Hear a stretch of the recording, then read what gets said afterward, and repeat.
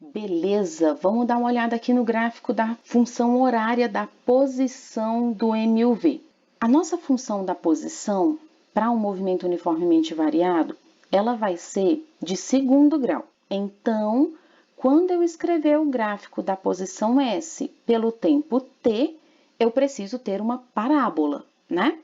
Joia! A posição inicial, S0, eu consigo extrair do gráfico, porque a posição no instante t igual a 0, aqui no gráfico seria esse valor. O valor da velocidade inicial eu não consigo tirar desse gráfico. Ele teria que ter me dado antes. Tudo bem? E a aceleração, ela é quem vai definir a concavidade da parábola. É ela que multiplica o termo quadrado.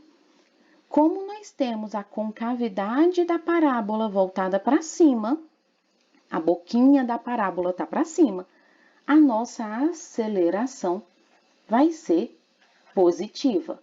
O tempo todo, professora, o tempo todo. Lembra que no MUV a aceleração não varia, beleza? Nós temos aqui dois pontos bem importantes. Esse ponto aqui, que acontece no instante T1, e esse outro ponto que acontece no instante T2.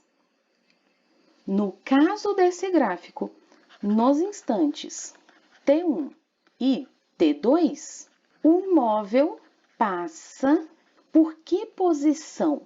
Se nós estamos no eixo horizontal, se o ponto pertence ao eixo horizontal, é porque o eixo vertical, que para a gente é a posição, vale 0. Passa por S igual a 0.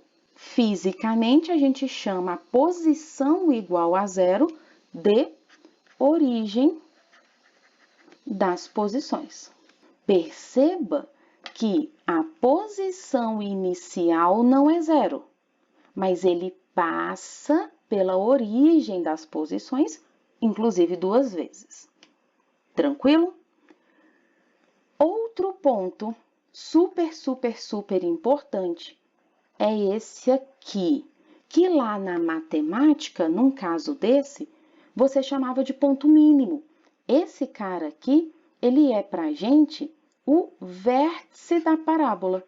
Fisicamente, o que significa esse vértice? Não é o ponto onde eu deixei de construir o meu gráfico descendo para começar a subir? É onde eu deixei de diminuir as posições e comecei a aumentá-las. Fisicamente, neste ponto, ele tem velocidade 0. É o ponto. E aí, você poderia chamar aqui de um instante T3, ponto de inversão do sentido do movimento. Eu deixei de ir para as posições menores para ir para posições maiores. Tranquilo, né? Vamos fazer então aqui a análise da classificação do movimento. Como existe esse ponto de inversão, eu vou olhar em 2 partes separadas. A primeira parte, antes da inversão, que eu estou pintando desse rosa queimado aí, né? Um rosa diferente. O que eu posso afirmar? Eu posso afirmar que esse cara está diminuindo as posições. Ou seja, ele tem um movimento retrógrado.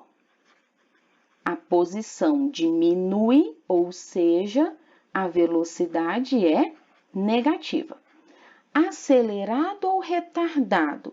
Esse cara, nessa primeira parte da parábola, ele não vai parar conforme o tempo passa?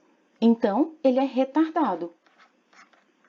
Outra forma de você olhar, velocidade negativa, aceleração positiva. Sinais diferentes, retardado. Tranquilo? Outra parte aqui, depois que ele inverteu o sentido do movimento, é essa partezinha aqui, que é um movimento onde a posição aumenta. Eu estou saindo de uma posição negativa e vindo para as posições positivas. Então, ele é progressivo. A posição está aumentando, ou seja, a velocidade é positiva.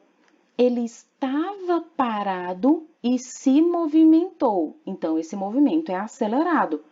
Ou aceleração positiva o tempo todo, com velocidade positiva, sinais iguais, acelerado. Fácil desse jeitinho. Se precisar, assiste de novo, pausa, anota suas perguntas, a gente tira as últimas dúvidas depois.